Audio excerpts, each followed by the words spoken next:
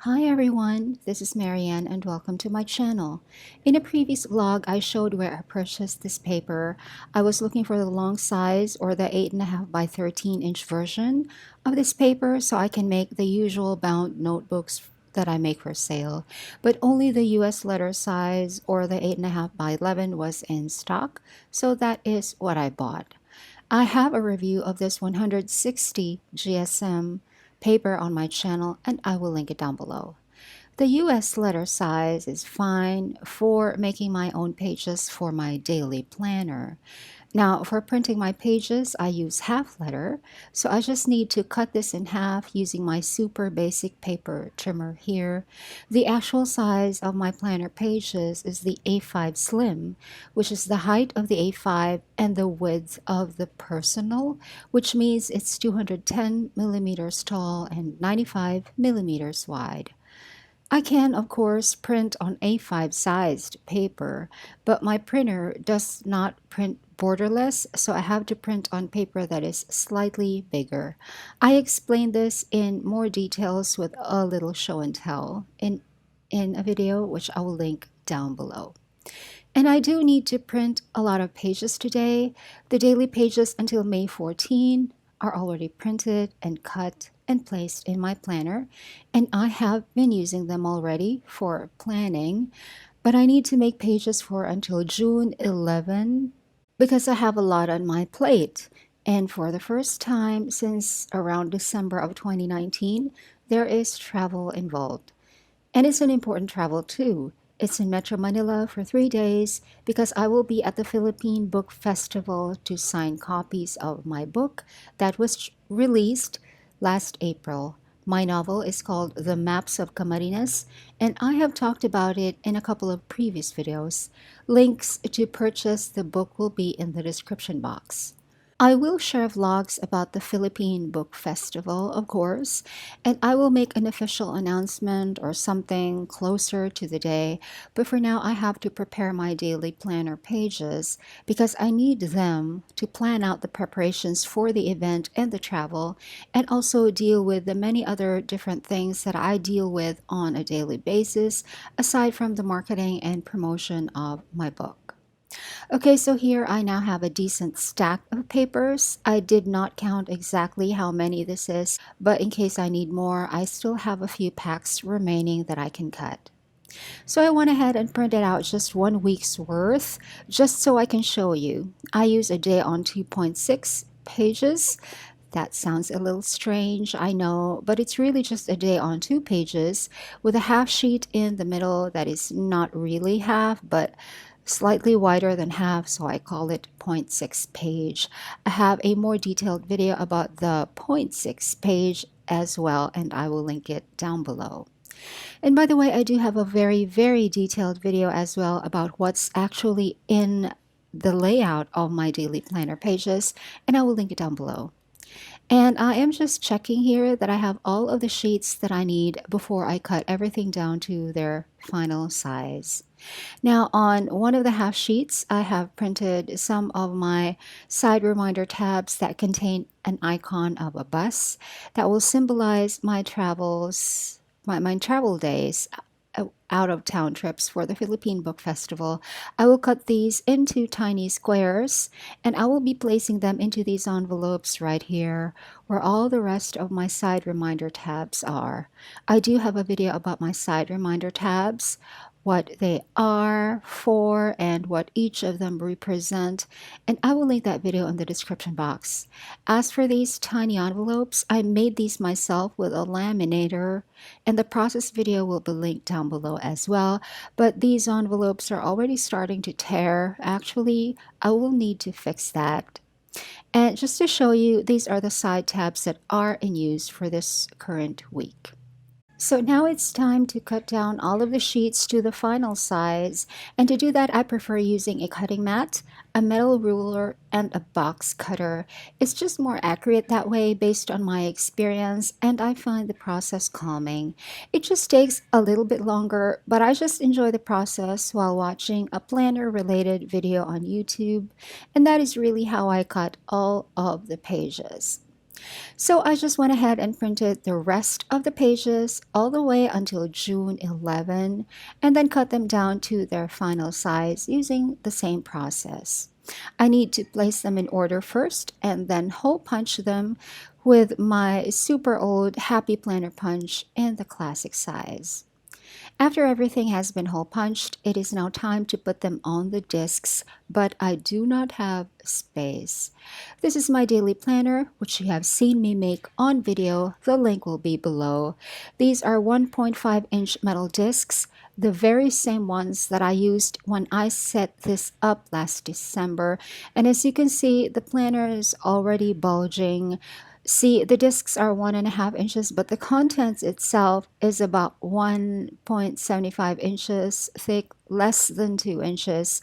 And if I add all of the daily pages until June 11, like the day on 2.6 pages, the entire planner is going to be more than 2 inches thick. That is too thick. That is too much. It will not even be enough for the 2-inch metal discs that I have. So I considered putting in only the 2 pages per day until June 11 and not put in the half sheets for now because the half sheets are for tracking, not for planning.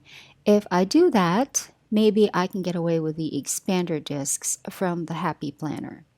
Here are the 2-inch metal discs that I have remaining. I have 3 here because the 8 are in the Life Notebook. But I do have these metal expander discs that are 1.75 inches, and it's even a good color match to my existing cover.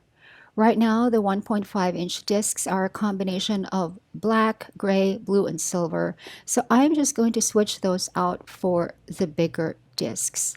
I hope that solves this problem.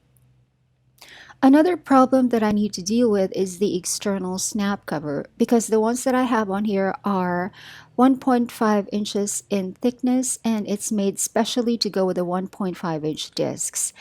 But I will deal with that later. For now, I will just transfer everything to the expander discs. Okay, here is almost all that was on the 1.5-inch discs, everything including my daily pages up until May 14. There is space left on the discs, but not much, not much. And these are the ones that are remaining that still need to be put on. Now I'm going to put in the day on 2 pages, all of it that we just made in this video, the one that is until June 11, minus the half sheets. Now it is starting to bulge, but it still looks manageable to me. This can thin down little by little as I archive the finished weeks as I go along. So this is not going to be bulging all the way until June 11. I can deal with that. And now I need to put in the weekly tip-ins. I need to glue these to the right edge of the Sunday spread. I printed these with a score line and I just use my bookbinding awl to make the score line and then fold, and then I use some glue to attach it to where it should go, and then I just press down and leave it be for a while it dries. White glue takes a while to dry completely and it must not be disturbed in the meantime. But just to show you, this is how it should look when folded out. I did explain these weekly tip-ins in more detail in a different video, which I will link down below. And now I will just do the same process for the rest of the weekly tip-ins all the way until June 11. And then I can put in the rest of the remaining pages at the back, which are the other weekly tip-ins for the future weeks and the month on 2 pages for the rest of 2023. Okay, so at this point, I am all set when it comes to the contents of this planner, specifically the daily pages until June 11, but just the pages for planning, and it's not too fat. It is fat and a little bulging, but not overly so. As for the half sheets, which is what I use for tracking, I actually placed the sheets for May 15 already in the planner, but not the rest of them. For the moment, I can place these in my catch-all, which also has its own calendar section, which carries all of the month on 2 pages for the year 2024. I made these monthly pages on camera, and I will link it down below as well. I really cannot live without these 24-hour time tracking sheets because my days are so um, unstructured and I suffer from insomnia, so my sleep is never regular and some days are a blur. So tracking my activities in reasonable detail really helps to give me an idea of how I spent my entire 24 hours. If I don't do that, I will always tend to think I did nothing and I will be feeling bad needlessly. This catch-all planner is also on the metal expander discs from the Happy Planner, but in the rainbow colorway. I also filmed a setup of this catch-all and I will link the video down below. And the snap covers on all of my planners are made by me, and a process video is in the description box. This catch-all is not too fat at all. It looks just exactly right, exactly 1.75 inches thick to my eyes. Now, the last remaining problem for this daily planner is the external covers with the snap. And I need the snap cover because the planner is so thick and it has tabs inside, and I want to protect the tabs as well as the pencil that I always keep here. However, I no longer have this same plastic material. I have run out of them already. I must either buy more or use what I already have lying around inside the house. Like this remaining piece right here that I think I made a mistake in cutting, but I kept it. But it's not right. The scores and the folds are not right, although it could have been used for the right dimensions. So this is not going to work. But the front of the snap cover is okay. Anyway, I will deal with cover matters in the next video. Thanks for watching. Bye.